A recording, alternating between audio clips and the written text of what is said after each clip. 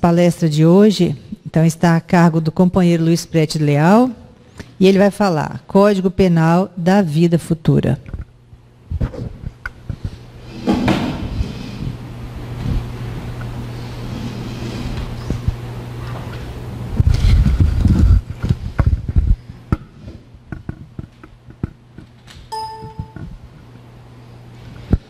Meus caros, muito boa noite.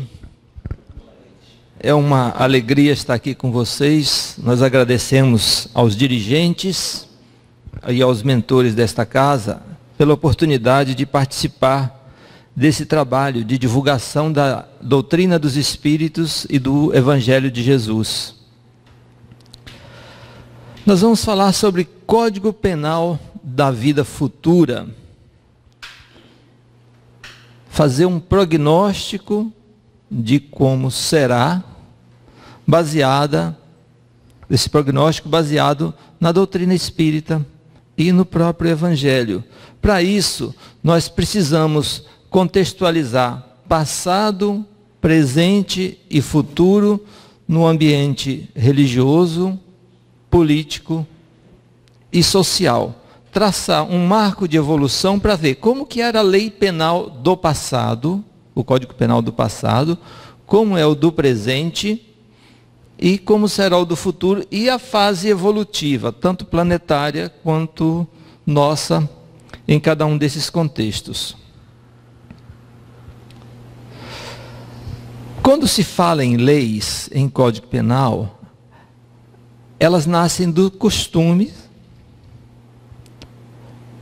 que os costumes se transformam em leis e a lei encaminha para uma evolução. Nós temos uma lei divina, que é o modelo de perfeição, e uma lei humana, que é adequada ao tempo que vivemos e que tende a nos encaminhar para a lei divina, ainda bastante imperfeita, mas nesse caminho.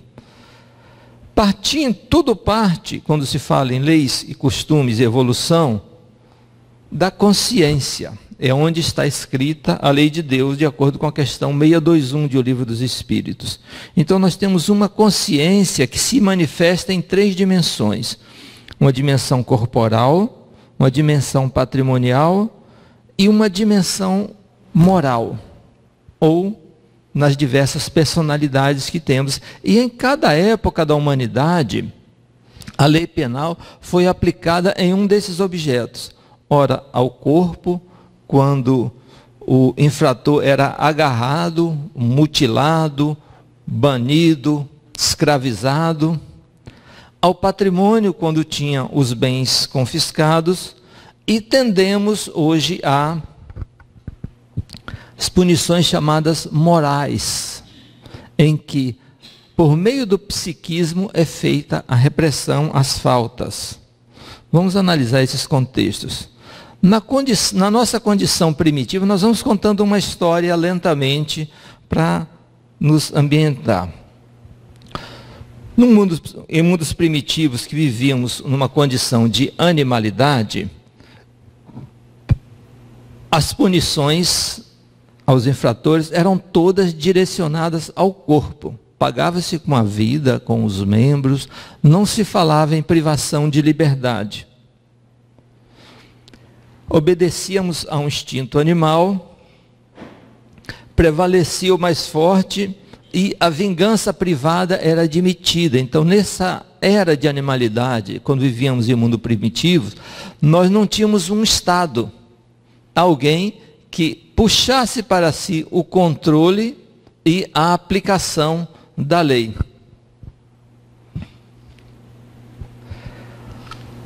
De acordo com a questão 115, Deus criou todos simples e ignorantes, mais ignorantes do que simples até. A simplicidade quer dizer que nós temos dentro de nós o todo descomplicado. O simples não é fácil.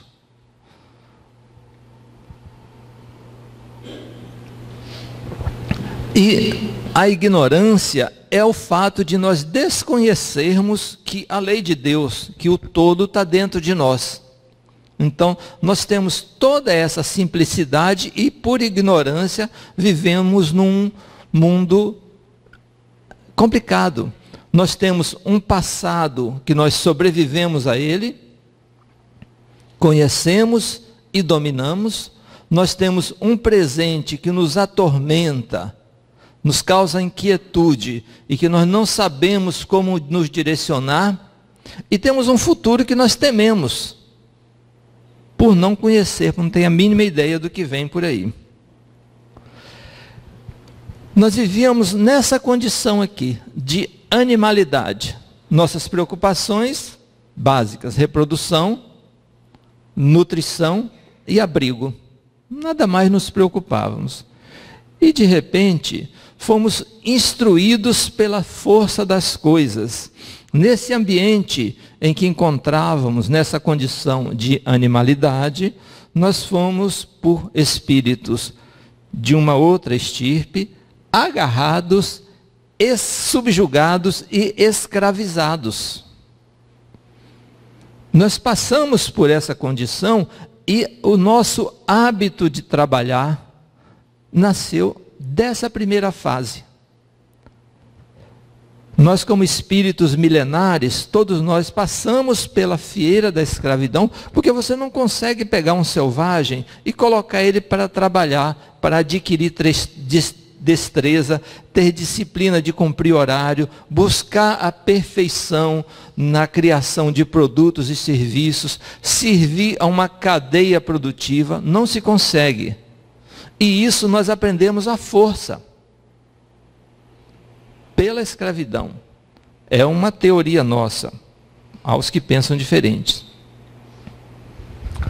E aí, nós avançamos um pouco dessa condição de escravidão, nós chegamos a uma transição para um mundo de provas e expiações regidos por uma lei de causa e efeito. Nessa fase, as penas passaram a atingir o corpo e o patrimônio. Nós passamos a ter restrições de liberdade e confisco de bens. Na época da Inquisição, o Tomás de Torquemada dizia que o primeiro inquisitor foi Deus, que ele puniu Adão e Eva com o banimento e confiscou o paraíso deles. E com base nisso, ele punia à vontade e confiscava os bens dos chamados hereges. Éramos regidos, né, no começo dessa fase, pelo Código de Hammurabi, pelo Pentateuco de Moisés, Código de Manu e Lei das 12 Tábuas. Nós vamos passar em linhas gerais como que funcionavam essas leis. Código de Hammurabi, Babilônia, século XVIII a.C. Linha central, implantação da justiça na terra. Então nós temos os primeiros traços de Estado, destruição do mal e punir a opressão do fraco pelo forte. Então começamos a ter uma noção básica de justiça. Depois veio o Pentateuco de Moisés, os 5 livros de Moisés chamados. Oriente Médio, século XVI a.C., linha central, os 10 mandamentos. Todos nós conhecemos, é intuitivo, não precisamos explicar muito isso. No Código de Manu, vem em seguida, século XV a.C., na Índia, linha central, estabelecer bases da convivência social, instituição de um sistema de castas, ou seja, na Índia não é permitido a migração de uma casta social para outra. Nós temos um Brahmane que nasce Brahmane e morre Brahmane. O Dalit nasce Dalit e morre Dalit. Estamos avançando e tendo alguns direitos políticos e humanizando essa migração de classes sociais, mas ainda está muito distante. E prevenção e repressão de crimes. Depois tivemos a Lei das 12 Tábuas, que aí já foi no século V a.C., em Roma, que também tinha bases muito parecidas. limitação dos poderes dos governantes. Aí nós começamos um sistema de freios e contrapesos, destruição de mal e punir a opressão do fraco pelo forte. Então, quando começamos a nossa fase de a nossa era de causa e efeito, regidos pela lei de causa e efeito, a legislação penal basicamente era essa, na primeira transição de mundo primitivo. Na questão 66 diz que progredimos em múltiplas existências corporais. Então, passamos por essa legislação, passamos por aquela fase de escravidão e despertamos na Idade Média dentro de um regime feudal, regidos por um senhor, e tivemos possibilidade de aprender artes, de exercer ofícios. E em cada comunidade dessa tinha sempre um ferreiro, um enfermeiro, um cozinheiro, um marceneiro, sempre alguém. E nos era possível aprender esses ofícios. E a nossa mente já foi se desenvolvendo e tendo outras necessidades sociais. Em Prolegômenos diz que, mediante os trabalhos do corpo, o espírito adquire conhecimentos.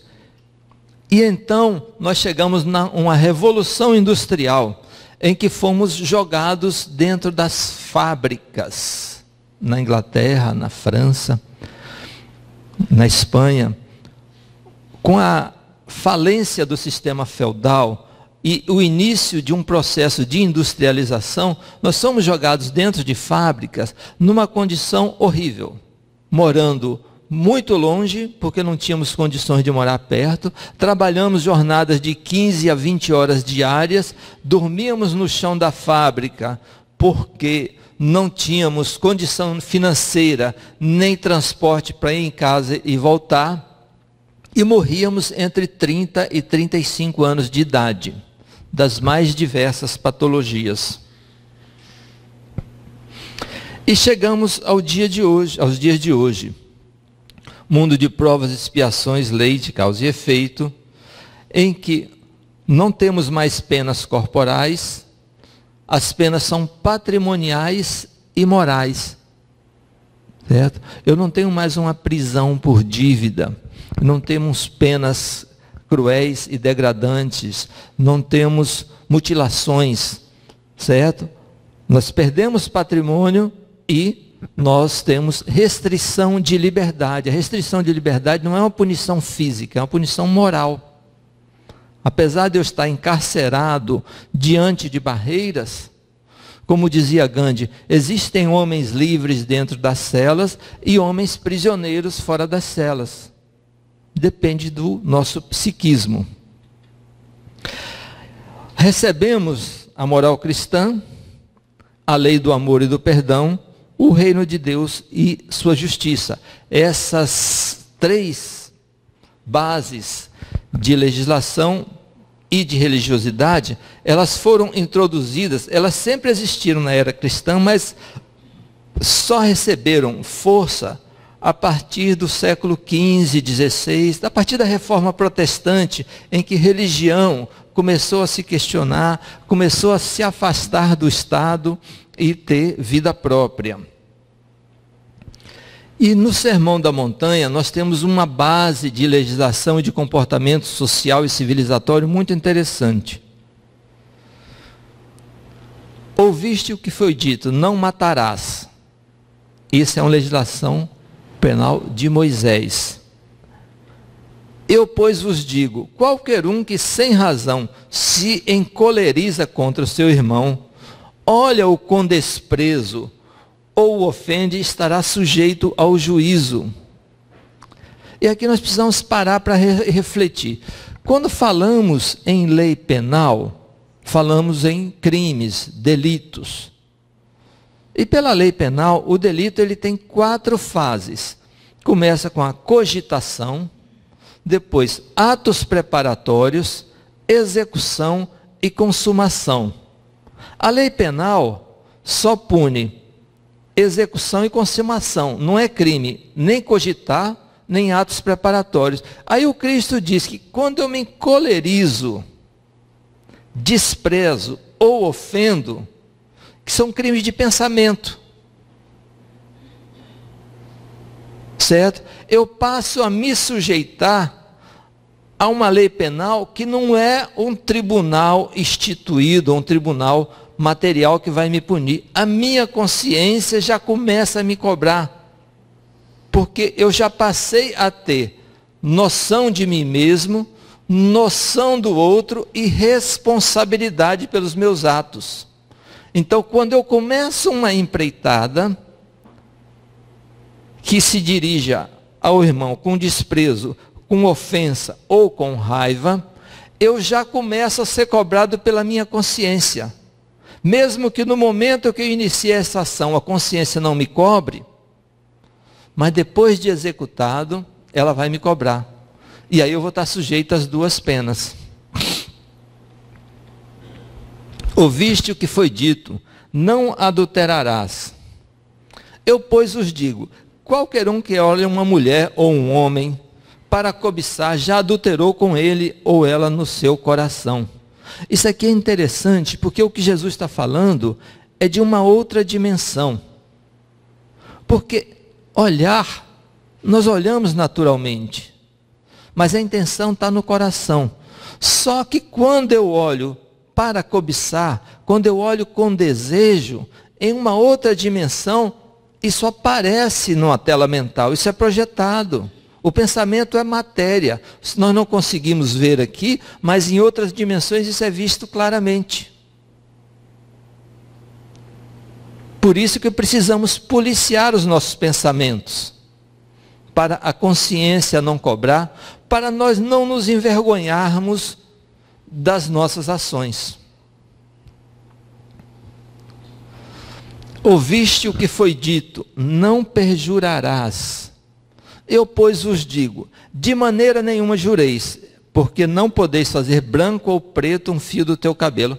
Hoje até já se consegue, tá? Tem salões especializados que, quando Jesus falou isso, não tinha essa técnica de pintura de cabelo. Mas o que ele fala é, eu não posso mudar a natureza das coisas. Seja, pois, sua palavra sim, sim, não, não. Em termos de lei penal, o que é que Jesus quis dizer com isso? Quando eu faço um juramento, eu estabilizo uma situação e tento perpetuá-la, só que eu vivo uma vida transitória num ambiente completamente instável. O meu eu de amanhã vai ser completamente o meu eu de hoje. Mas eu fiz um juramento e fiquei amarrado ao meu passado. Por isso que o Jesus diz, não jures. Nem por Jerusalém, nem por Alá, nem por Deus, nem por ninguém. Não jureis. Não faça promessa que não possa cumprir, porque você não conhece a si mesmo o suficiente para comprometer o seu futuro com a promessa do passado. Porque quando eu me pego descumprindo um juramento, eu me sujeito apenas, eu me sujeito à censura dos outros, eu perco o brilho nos olhos, eu perco a altivez, a autoconfiança, a autoestima, porque eu fui incapaz de cumprir um juramento. Foi isso exatamente que Jesus quis dizer, evita prometer o que não pode cumprir, ou o que não sabe se vai cumprir. Nós temos um eu ainda desconhecido de nós, que vai se despertar no futuro, e vai se despertar prisioneiro das promessas do passado. Não é uma coisa boa. Ouviste o que foi dito, olho por olho, dente por dente. Eu, pois, vos digo, não resistais ao mal. Ao que bater a face direita, volta-lhe a outra. Qual é a outra? O que é que Jesus quis dizer? Aquele que me bate a face direita, ele me mostra a face da violência. E eu vou mostrar a ele a face da paz, da mansidão. Eu não vou reagir. Não é pedir para ele bater do outro lado. É não reagir. Ao que quiser tomar-lhe a túnica, dá-lhe também a toga. Patrimônio, recursos, meios, dinheiro, são coisas que passam muito rapidamente pela nossa vida. E de repente, vamos colocar um exemplo prático. Eu moro numa casa, aí tem uma infiltração. Aí eu chego no vizinho e falo, olha, está vazando da sua casa para a minha. Você poderia consertar? E ele fala, não, não vou consertar, ou não posso consertar. O que eu vou fazer com ele?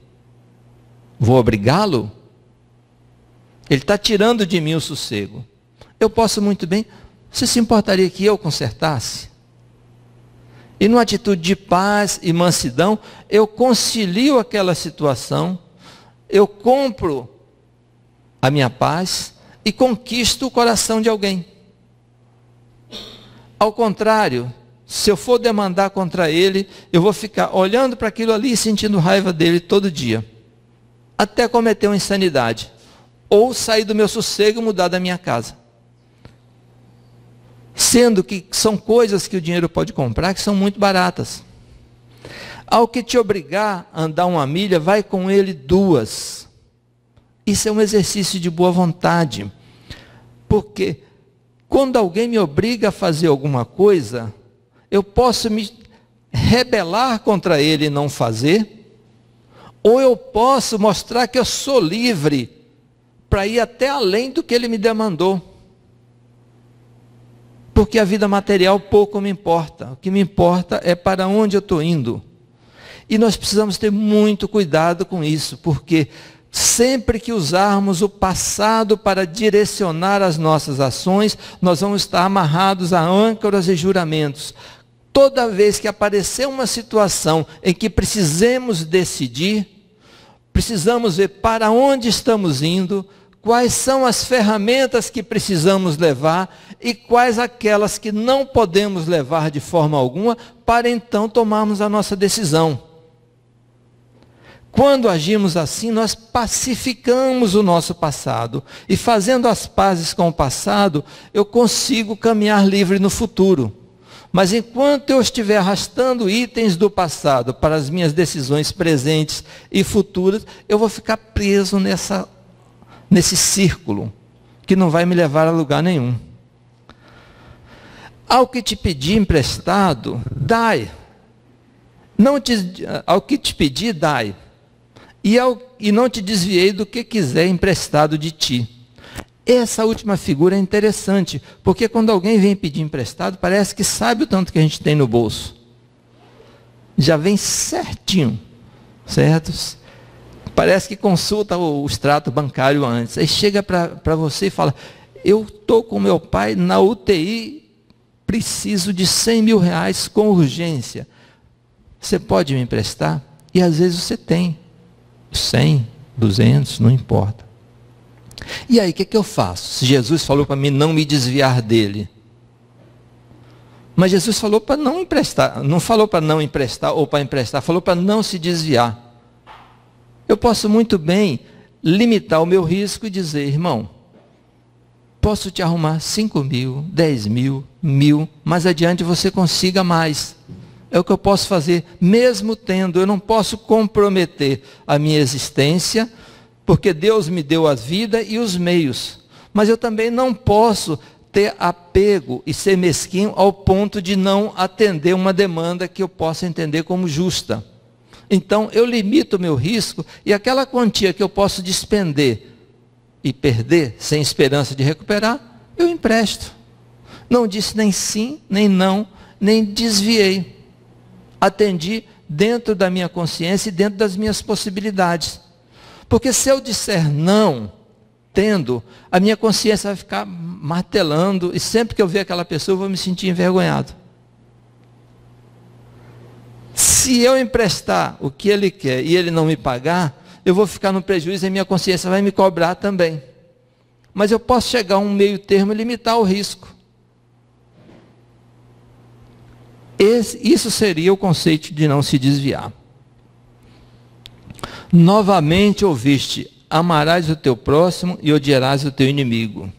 Eu, pois, os digo, amai os vossos inimigos, abençoai os que vos maldizem, fazei bem aos que vos odeiam e orai pelos que vos insultam e perseguem.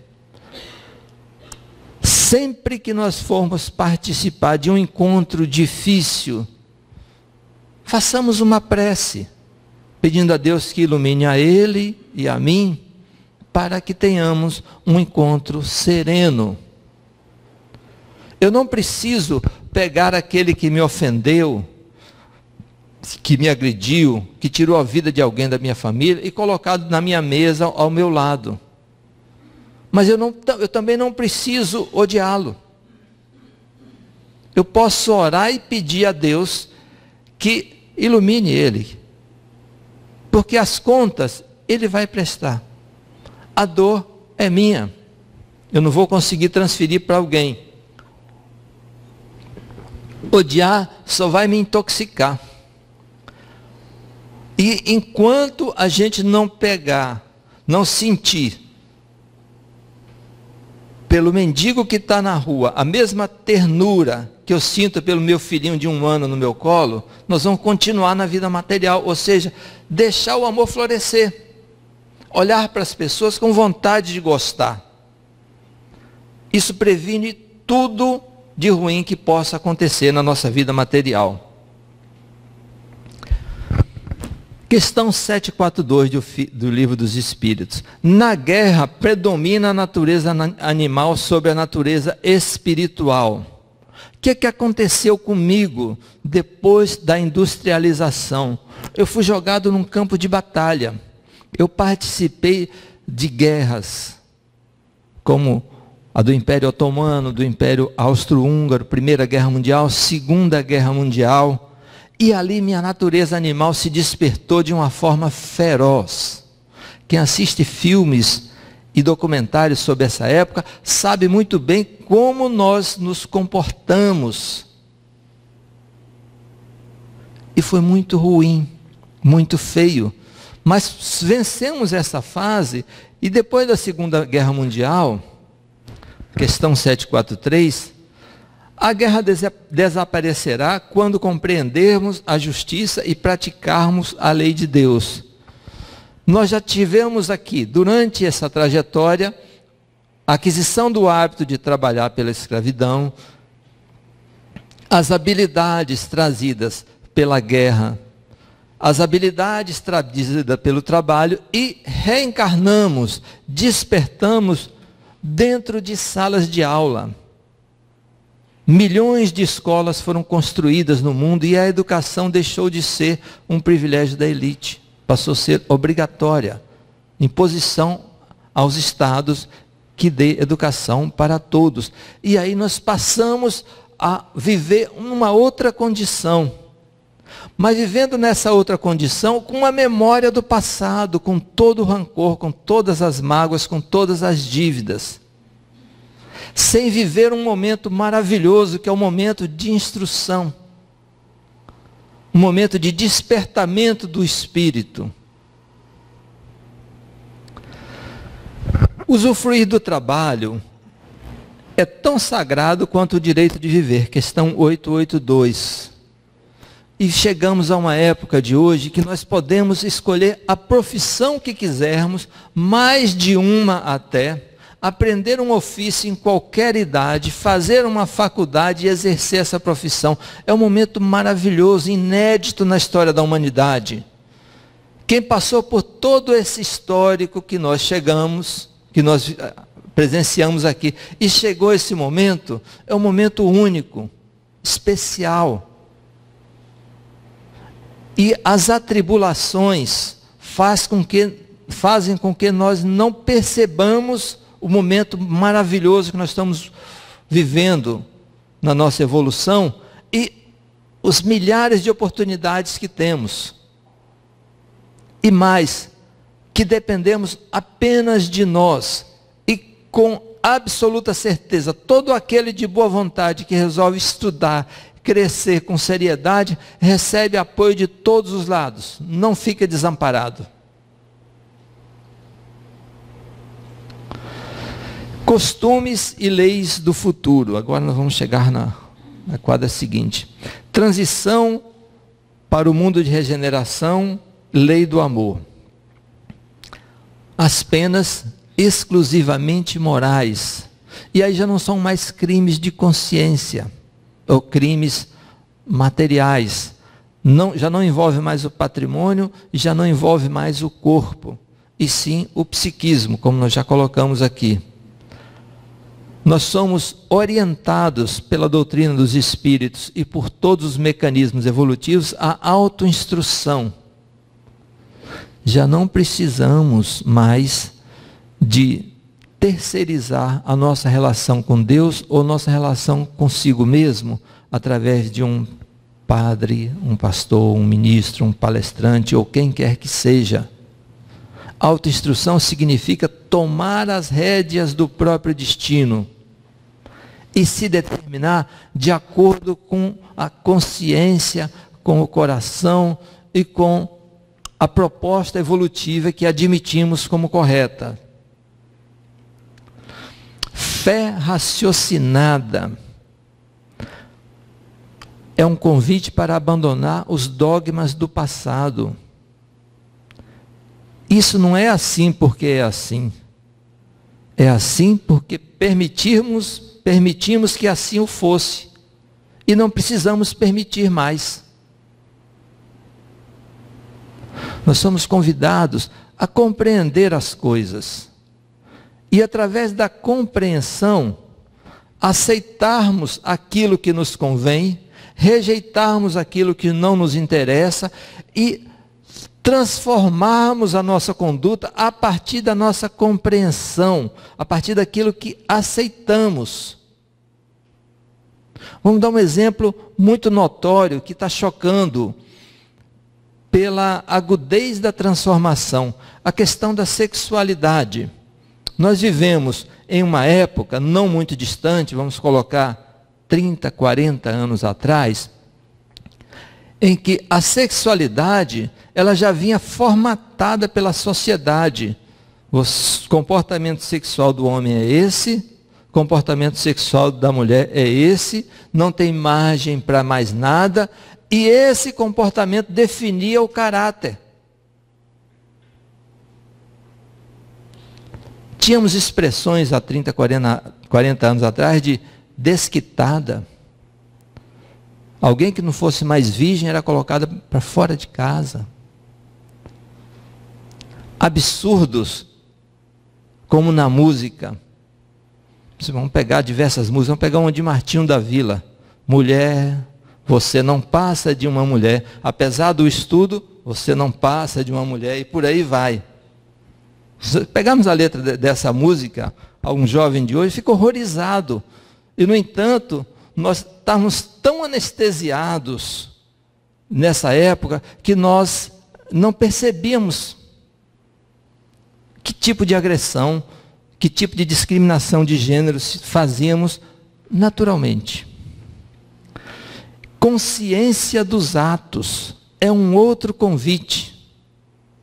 E aí, o convite é para refletir antes de agir. Porque o Código Penal da vida futura, ele vai ser aplicado para pessoas dentro dessa condição. Aquele que não se dedica à autoinstrução, à fé raciocinada, e não tem consciência dos atos, não vai ter espaço no mundo de regeneração. Vai se sentir como alguém que vai para uma festa sem ser convidado, não conhece de ninguém, não gosta da comida, não gosta da bebida, não tem com quem conversar, se sente mal e vai embora. Vai buscar um outro planeta. Não vai ser expulso, vai se auto-excluir, porque o ambiente vai ser tão opressivo para quem não se direciona para esses atos, que você não vai sentir prazer em viver.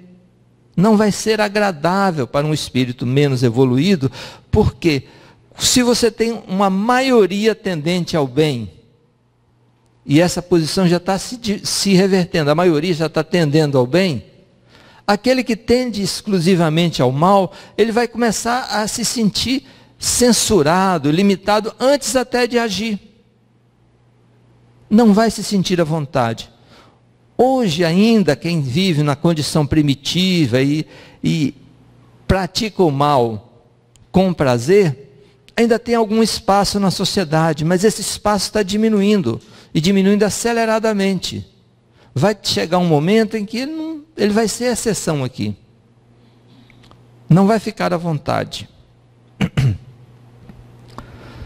E aí, a nossa base religiosa, independente de qualquer outra denominação, as religiões não vão desaparecer de forma alguma. Vai sempre continuar existindo o catolicismo, o protestantismo, o metodismo, etc.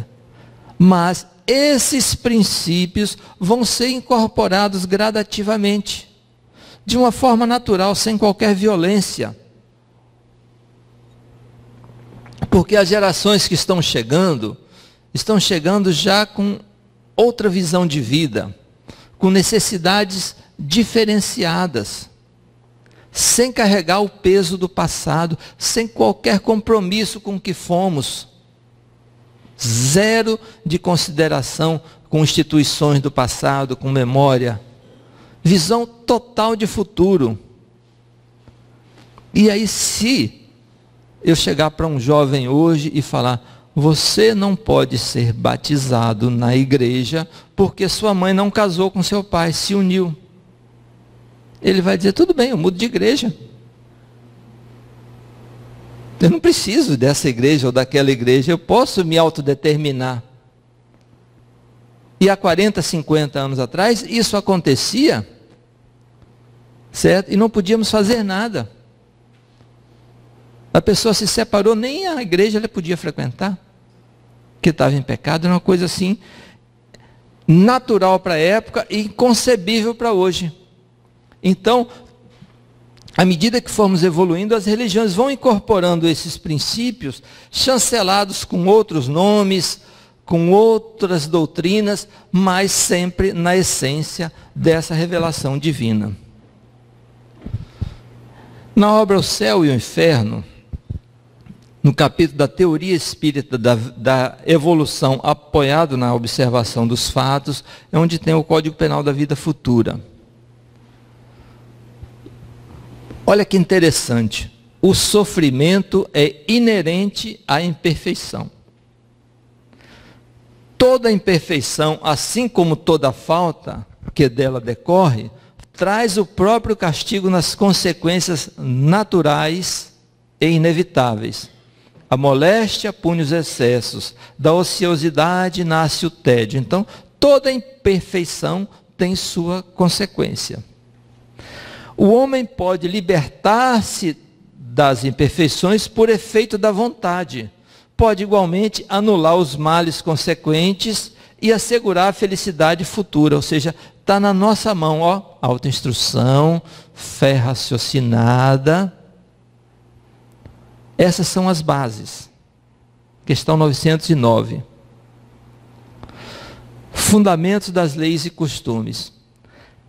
A carne só é fraca porque o espírito é fraco. É fundamental, porque desconstrói aquele discurso de eu não consigo resistir, eu não tenho forças, a carne é fraca, eu sou assim, eu não vou conseguir mudar, eu sei que está errado. Isso tudo está sendo desconstruído porque nós estamos aprendendo que somos espíritos. E que essas práticas nos prendem a um estágio evolutivo que não nos interessa mais. O espírito é artista do próprio corpo, molda a feição de suas necessidades e tendências. Então, quando eu vou encarnar, tem modelos de corpos adequados às minhas necessidades. Se eu lesei o perispírito em alguma característica física, eu não vou conseguir, meu espírito não vai conseguir moldar um corpo perfeito, porque eu não tenho dentro desse molde espiritual os elementos, a matéria-prima, o desenho para encaixar, para completar com a matéria e fazer a funcionalidade. eu preciso devolver à fonte essa energia negativa. Vamos colocar de uma forma mais simples. O corpo funciona como um mata-borrão do espírito. Então, se eu leso a mim mesmo de uma forma grave, essa lesão ela pode ir além do meu corpo físico e lesar um corpo energético que eu tenho. Na hora que eu vou encarnar, eu não vou conseguir, por exemplo, se eu faço uma lesão grave no pulmão pelo cigarro, eu não vou conseguir, meu espírito não vai conseguir moldar um pulmão perfeito se o molde energético dele está todo lesado. Eu vou precisar de devolver à fonte essa energia. E como é que eu devolvo a fonte? Reencarnando com o corpo lesado, eu vou transmitindo, devolvendo para o corpo essa energia pesada, higienizando o espírito, encarnação após encarnação, e depois conseguir moldar um corpo perfeito. Parece meio complicado, mas eu acredito que dá para compreender. A evolução da inteligência e do senso moral traz as noções do justo e do injusto. Quanto mais esclarecido é o espírito, menos desculpáveis se tornam por suas ações. Olha que coisa interessante, nós estamos vivendo um momento especial disso, porque a lei de causa e efeito ela está com um ciclo curtíssimo. A falta que cometemos aqui, certo? Nós tivemos governantes que saiu do mandato para a prisão. Nada está ficando mais escondido, porque o espírito não precisa mais de um milênio para compreender que aquilo está errado. Nós já temos evolução de consciência suficiente para saber que é errado e estrutura moral para conviver com os nossos próprios erros. Então, fazemos e volta para nós imediatamente. O ciclo está se fechando, porque eu não tenho mais desculpas com o grau de esclarecimento, com a disponibilidade de informações, para estar cometendo faltas bárbaras. Consciência subjetiva das ações e omissões. Na justiça divina, as penas se adequam ao grau de progresso dos seres. O bem e o mal que fazemos decorrem das nossas qualidades. Não fazer o bem quando podemos é uma imperfeição. E aí, nós precisamos parar de adiar as coisas. Abriu a janela, passa, porque não, senão ela fecha. Apareceu uma oportunidade de ser útil, o que temos que fazer, nós não precisamos ir atrás não, bate na porta da gente. As leis divinas, as leis da natureza, se encarregam de trazer até a nossa mão, até a nossa frente, o trabalho que nosso ombro pode suportar, o trabalho necessário à nossa evolução. E nós pedimos isso quando encarnamos. Adiar, no momento como esse, é perda de tempo. Se toda imperfeição é fonte de sofrimento, como foi dito lá atrás, o espírito deve sofrer não somente pelo mal que fez, como pelo mal que deixou de fazer na vida terrestre, pelo bem que deixou de fazer na vida terrestre. Olha que gravidade. O Código Penal da vida futura coloca a mesma pena, que é o sofrimento, pelo mal que eu fizer e pelo bem que eu deixar de fazer. E no Evangelho de Jesus ainda diz, pelo mal que decorrer do bem que eu deixar de fazer. Então é mais completo ainda. É esse o cenário espiritual que nós vamos viver hoje, que já estamos vivendo. A necessidade de despertar a consciência para esse momento, não podemos mais dizer, sou inocente porque não provaram a minha culpa, como é comum se dizer. Quem fala, sou inocente porque não provaram a minha culpa, nunca diz, eu não fiz. Quando a lei de causa e efeito se estreita e eu não tenho mais por onde me esconder, o fato de não provarem a minha culpa vai deixar de ser relevante, para fins de eu ser absolvido ou não, se a minha consciência me condena. Da mesma forma que eu reencarno com lesões físicas que me limitam os movimentos, eu posso reencarnar com lesões psíquicas que limitam a minha cognição. E alguém já viu algum espírito incapaz de se manifestar? Como se fosse um supercomputador, uma TV de LED, todo o potencial reencarnado no radinho de pilha? Todo o potencial psíquico limitado pelos meios de se manifestar em razão de negações, de mal que fizemos, de bem que deixamos de fazer, de desequilíbrios de conduta que não serão mais aceitos. Abramos o nosso coração para a generosidade, para a fineza no trato, para a elegância. Não é elegância no vestir, é elegância no se comportar. Leveza. Esse é o que o momento nos pede. Despertemos para isso, que não vamos necessitar de uma lei penal para ditar se eu devo ou não sofrer. A minha própria consciência, o conhecimento de mim mesmo vai definir como eu devo me comportar, quais são as minhas conveniências, quais são as minhas necessidades e qual é a minha proposta evolutiva, para onde eu estou indo. Nós temos a certeza que vamos desencarnar. Alguém que tem dúvida disso? Tenho certeza que não vai ser hoje, acho. Mas todos vamos desencarnar. Essa mesma certeza nós podemos dizer quanto a reencarnar. Nós vamos reencarnar. E se hoje vivemos num ambiente confuso e atribulado, isso se deveu ao nosso passado. Então, o nosso comportamento de agora é que vai nos dar uma reencarnação mais tranquila. Podemos fazer um planejamento reencarnatório muito simples, certo? Só com leveza, com amor, com generosidade, com gestos simples. Não precisamos fazer grandes coisas. Basta gostar de si.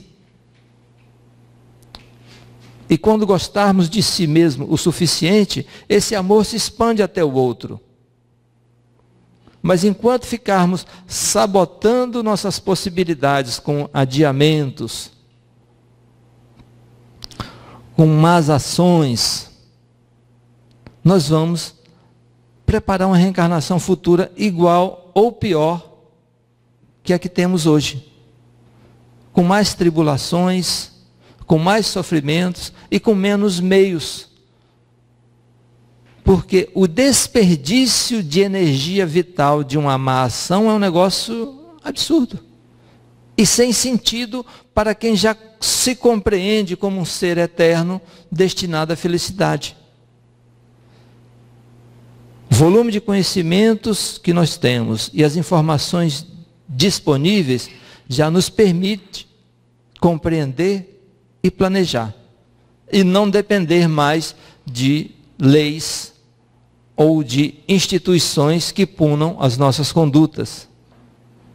Meus caros, esse é o recado de hoje. Muito obrigado. Deus nos proteja e nos ampare sempre.